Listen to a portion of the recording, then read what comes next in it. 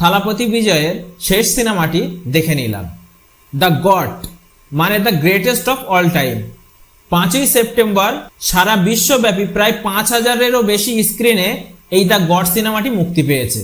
সকল বিজয় ফ্যানদের মতো আমিও একজন থালাপতি বিজয়ের খুবই বড় ভক্ত, তাই সবার মতো আমিও অপেক্ষা করছিলাম তার সিনেমা কেরিয়ারের সবথেকে শেষ সিনেমাটি মুক্তির জন্য। অবশেষে সিনেমাটি মুক্তি পেল এবং আমি দেখে নিলাম। আর সিনেমাটি দেখার পর থেকে এটাই ভাবছি যে থালাপতি বিজয় আর কেন সিনেমা করবেন না, তিনি তো এমন চমক আমাদের আবারও দিতে পারেন। এই গড সিনেমাটি কেমন হলো সেই বিষয়ে কথা বলবো আজকে। সিনেমাটি রিভিউ করব, কেমন হয়েছে সেটাই বলবো। সিনেমাটি দেখতে যে আশা নিয়ে আমি সিনেমা হলে গিয়েছিলাম সেই আশা আমার পূরণ হয়নি, বরং তার থেকে অনেক গুণ বেশি আমি পেয়েছি। কি পেয়েছি সেটাই তোমাদেরকে আজকে বলবো। তো প্রথমেই হালকা করে একটু গল্পটার দিকে নজর দিই, তারপরে রিভিউতে আসছি। সিনেমাটি এমনই হয়েছে যে পুরো সিনেমা জুড়ে যেন আমি শুধু ক্লাইম্যাক্সই দেখেছি, সারা সিনেমা জুড়ে শুধুই যেন ক্লাইম্যাক্সই দেখলাম। তো গল্পটি এমনই, সিনেমাটি একটি পিতা পুত্রের কাহিনীকে কেন্দ্র করেই তৈরি। সিনেমাটি শুরুতেই আমরা দেখতে পাই 4 জন ইন্ডিয়ান এজেন্টকে, যারা হলো স্পেশাল অ্যান্টি টেরোরিস্ট স্কোয়াডের সদস্য। তারা একটি ট্রেনে কোনো জিনিস উদ্ধার করতে এসেছে। সেখানেই এন্ট্রি হয় থালাপতি বিজয়ের এবং বাকি 3 বন্ধুর। এখানেই বলে রাখি যে এই গড সিনেমাতে থালাপতি বিজয়ের কিন্তু ডবল রোল আছে, যেখানে এই দুটো চরিত্রের মধ্যে একজন হলো পিতা, যার নাম হলো গান্ধী, এবং দ্বিতীয়টি হলো পুত্র, যার নাম হলো জীবন। এই ট্রেনের সিনে আমরা যে থালাপতি বিজয়কে দেখলাম সে হলো পিতা গান্ধী।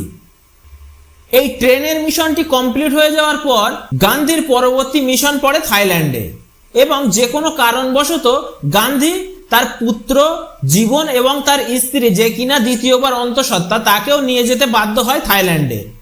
এরপর থাইল্যান্ডে গিয়ে একটি মিশন চলাকালীন গান্ধী তার ছেলে জীবনকে হারিয়ে ফেলে এবং তাকে পাওয়া যায় মৃত অবস্থায়। এরপর গান্ধী স্কোয়াডের কাজ ছেড়ে দেয়। তারপর চলে যায় বেশ কয়েকটি বছর। এভাবেই কিছু বছর যাওয়ার পর পরিস্থিতির চাপে গান্ধী আবার স্কোয়াডের কাজে যোগ দেয় এবং সে আরো একটি মিশন কমপ্লিট করার জন্য একটি জায়গাতে যায়, এবং সেখানে গিয়ে সে তার ছেলেকে আবার খুঁজে পায়। ততক্ষণে তার ছেলে জীবন কিন্তু অনেকটাই বড় হয়ে গেছে এবং দেখতে সে সম্পূর্ণ তার পিতার মতোই হয়েছে। এরপরে গান্ধী তার ছেলে জীবনকে নিয়ে ইন্ডিয়াতে ফিরে আসে, আর ইন্ডিয়াতে ফিরে আসার পরই শুরু হয় গান্ধীর জীবনে একের পর এক দুর্ঘটনা। এভাবেই চলতে থাকে সিনেমাটি। এরপর পরিস্থিতি এমন একটা জায়গায় গিয়ে দাঁড়ায় যেটা আমি কখনো কল্পনাই করিনি। সেটা দেখতে গেলে তোমাদেরকে নিকটবর্তী সিনেমা হলে গিয়ে দ্য গড সিনেমাটি দেখতে হবে। আর আরেকটা কথা তোমাদেরকে বলে দিই যে এই সিনেমাটি দেখতে গেলে হাতে কিন্তু একটু বেশি সময় নিয়ে যেও, কারণ সিনেমাটি কিন্তু পুরো 3 ঘন্টারও বেশি। তো এটাই ছিল, হালকা করে আমি একটু কাহিনী বলে দিলাম, হালকা করে স্পয়লার দিয়ে দিলাম। এরপর একটু রিভিউয়ের দিকে আসি। রিভিউ বলতে প্রথমেই বলবো আমি অভিনয়ের কথা। অভিনয় বলতে এই সিনেমাতে প্রত্যেকটি অভিনেতাই কিন্তু একদম পারফেক্ট, খুবই দুর্দান্ত অসাধারণই অভিনয় করেছে। আর আমাদের মেন হিরো যে থালাপতি বিজয়, তার পারফরমেন্স তো আমরা সকলেই জানি, তাকে নিয়ে বেশি কিছু বলার প্রয়োজন নেই। খুবই অসাধারণ অভিনয় করেছে, খুবই দুর্দান্ত অভিনয় করেছে সকলেই। তবে এদের মধ্যে একজনের অভিনয় আমার মন কেড়ে নিয়েছে। সে হলো এই থালাপতি বিজয়ের যে পুত্র চরিত্র জীবন, সেই জীবনের ছোটবেলার পার্টে একজন শিশু শিল্পীকে রাখা হয়েছে। সেই শিশু শিল্পীর অভিনয় কিন্তু আমার মন কেড়ে নিয়েছে।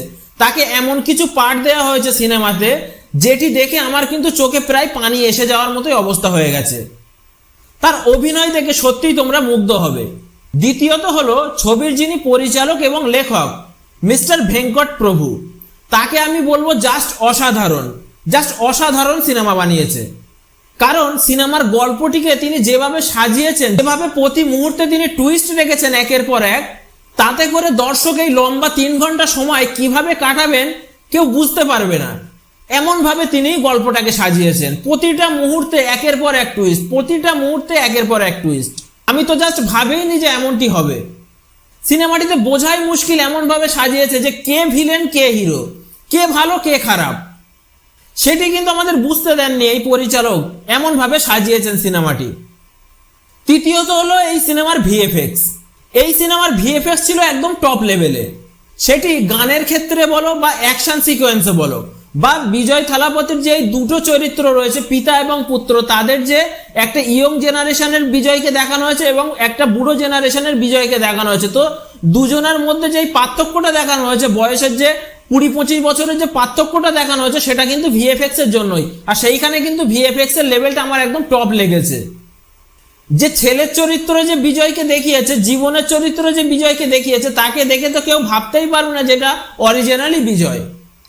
চতুর্থ হলো এই সিনেমার মিউজিক বা বিজিএম। এই god the greatest of all time সিনেমাতে মিউজিক দিয়েছে যুবশঙ্কর রাজা। প্রত্যেকটা সিনেমায় প্রতিটি সিনকে ফুটিয়ে তোলার জন্য তার সব থেকে বড় হাতিয়ার হলো সঙ্গীত বা মিউজিক। আর এই গড সিনেমাতে সেটি খুবই ভালোভাবে ফুটিয়ে তুলেছেন যুবশঙ্কর রাজা। সেটি রোমান্টিক কিংবা ইমোশন কিংবা ফাইটের সিন বলো, প্রত্যেকটা দৃশ্যতে মিউজিক এমনভাবে ফুটিয়ে তুলেছেন যেটা দেখে সত্যিই মন মুগ্ধকর হয়ে যায়।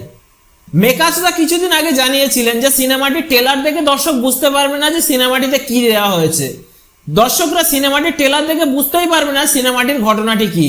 তো সত্যি সেটাই হয়েছে। সিনেমাটি দেখার পর আমি এটাই বুঝেছি যে সিনেমাটির ট্রেলার দেখে যদি কেউ মনে করে যে আমি সিনেমাটি দেখবো না, তাহলে কিন্তু সে খুব বড় ভুল করবে। কারণ সিনেমাটিতে এমন কিছু দৃশ্য রাখা হয়েছে, এমন কিছু সিন রাখা হয়েছে, সেই সিনগুলো দেখার পর কিন্তু বিজয় ফ্যান্সরা হলের মধ্যে হাততালি না দিয়ে থাকতে পারবে না, যেমনটি আমি দিয়েছি নিজে।